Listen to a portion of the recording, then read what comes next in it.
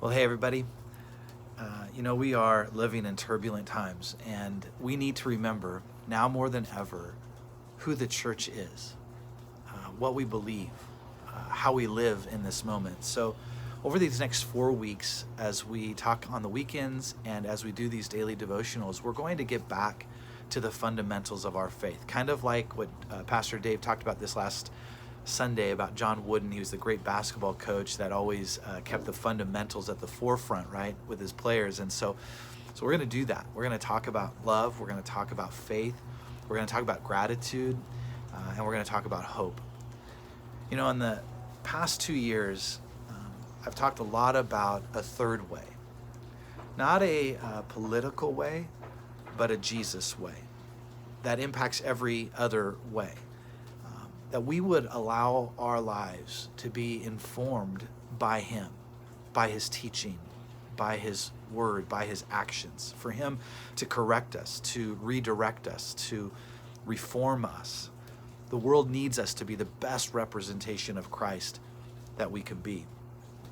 And Jesus' last command to His disciples, those who would take His teaching and apply it in their relationships, in their places of work, in their neighborhoods, in their own lives, was this.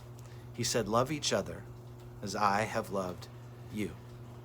Love each other as I have loved you. It's so powerful.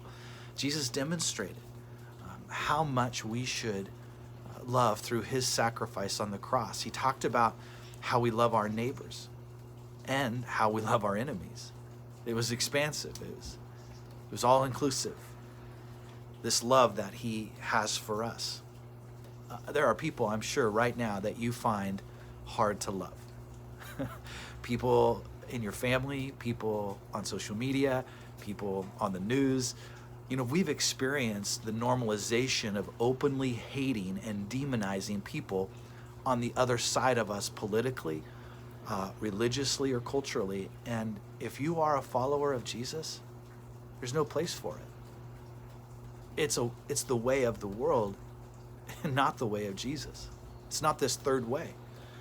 In 1 Corinthians 13, which we're going to kind of look at all week, describes this kind of love. It puts shoes on love and communicates to us what this love requires. And today I want you to read the whole chapter. At some point throughout this day, I want you to take some time and focus in and read the entire chapter. But for a moment, I'm going to ask you to go ahead and close your eyes. I want you to take a couple of deep breaths right now. And I'm going to read a portion of this chapter. And I want it to sink deeper into your spirit than it ever has before. I want you to make it a prayer for you today. Love is patient and kind. Love does not envy or boast. It is not arrogant or rude. It does not insist on its own way. It is not irritable or resentful. It does not rejoice at wrongdoing, but rejoices with the truth. Love bears all things, believes all things, hopes all things, endures all things. Love never ends. So what does love require of you today? Towards your neighbor and your enemy and everyone else in between. I love you all, and have a great week.